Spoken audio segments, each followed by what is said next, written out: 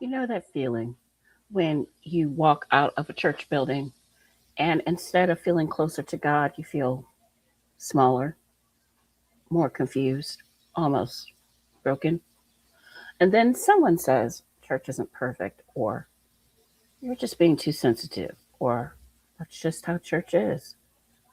If that's you, you're not crazy, you're not dramatic, you're wounded. And today, I would like to talk to the part of you that still wonders, was it really that bad, or is it just me? Let's start here. What you went through might not have looked like abuse on the outside. There were no police reports, no obvious bruises, no screaming matches in the parking lot. It might have looked like a pastor shaming you from the pulpit, but disguising it as correction. Being told to submit when what they really meant was, don't question me. Being pressured to forgive instantly while the harm was still happening. Having your boundaries labeled rebellious or unspiritual. On paper, it sounds like church drama, but your body knew something was deeply wrong because after those moments, you couldn't sleep. Your heart raced when you thought about going back. You felt sick when certain Bible verses were quoted. That's not drama, that's trauma. Let me tell you a story. I'll call her Sarah. Sarah loved her church. She was there early, stayed late, and she served everywhere. One day, she noticed something. Members were being shamed in prayer meetings for not giving enough. Private details shared in counseling were suddenly sermon illustrations. And every time someone asked a hard question, they were labeled divisive or under attack by the enemy. Sarah, well, she felt quite uneasy, but she told herself, they're the leaders. They know better. Maybe I'm just being judgmental. Good Christians don't cause problems. Then one day, it was Sarah's turn. She gently brought up a concern in private. I felt really exposed when you shared that story about me in your sermon. I didn't know you were going to do that. Instead of hearing her, the leaders turned it back on her. Why are you attacking the anointed? Your reaction shows there's a rebellion in your heart. You need to pray more and die to your flesh. Sarah walked away, confused. She started questioning her own mind. Maybe I am the problem. Maybe I am too sensitive. Maybe I really am in rebellion. But here's what was actually happening. Her spirit was saying, this is not safe. Her nervous system was saying, you're not being cared for, you're being controlled. Sarah wasn't crazy, she was wounded. If you hear parts of your own story in Sarah's, I want you to hear this again. You are not too sensitive. You're sensitive because you've been hurt. That anxiety you feel when you hear certain worship songs, that shaking in your body when someone raises their voice to pray over you, that urge to shut down when you hear a verse that was once used to control you, that's not spiritual immaturity.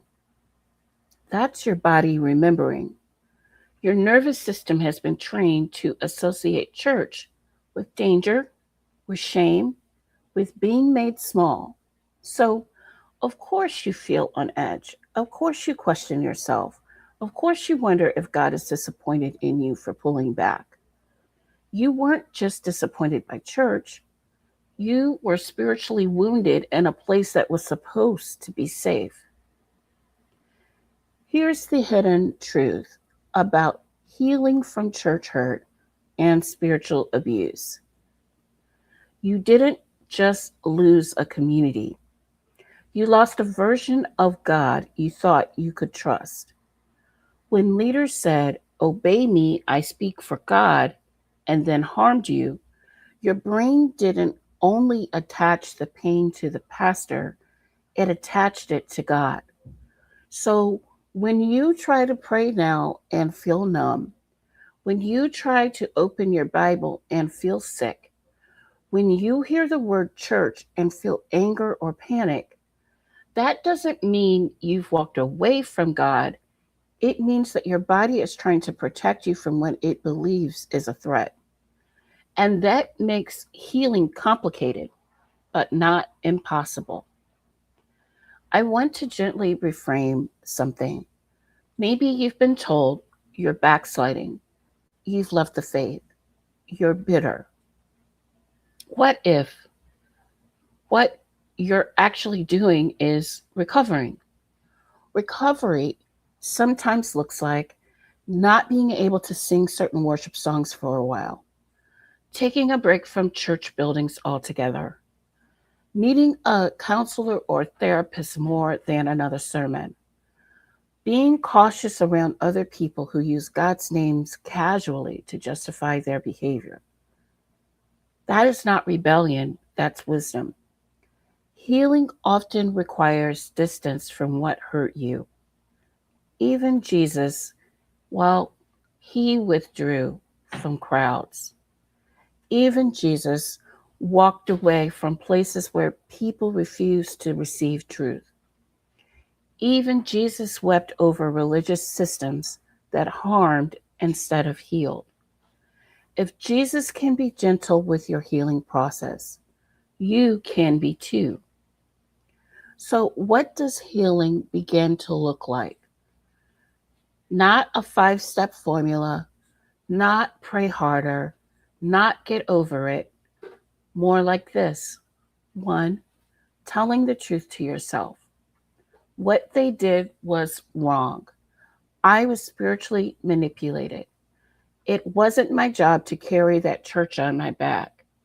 Number 2, finding at least one safe person, someone who doesn't rush you, who doesn't say, "Well, my church isn't like that," who can say, "I believe you, that should not have happened." Number 3, letting your body catch up, not forcing yourself back into spaces that cause panic. Letting yourself rest on Sundays if that's what your nervous system needs right now. Number 4, separating God from what people did in His name. Slowly, tenderly exploring who might God be apart from the voices that hurt me.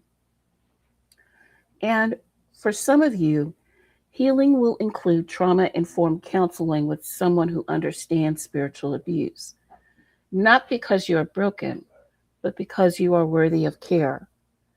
If you've ever sat in a church parking lot crying, wondering, is it me? Am I the problem? I want to say this to you like I was sitting right there beside you. You're not crazy. You're not making it up. You're not too much. You are someone who has been deeply spiritually wounded. And that wound deserves tenderness, not judgment. You are allowed to heal at your own pace. You are allowed to ask hard questions. You are allowed to protect your heart and your body. And there is life and love and a healthier experience of God on the other side of this pain. If this conversation is landing in a tender place for you, you don't have to walk this journey alone. This channel is a space for honest conversations about trauma, faith, and healing. If you'd like more videos like this, you can subscribe and stay connected. And if you have the emotional energy, you're welcome to share a bit of your story in the comments, only as much as you feel safe to share. You might discover you're not the only one. Until next time, be gentle with yourself. You are not crazy, you are wounded, and you are worthy of healing.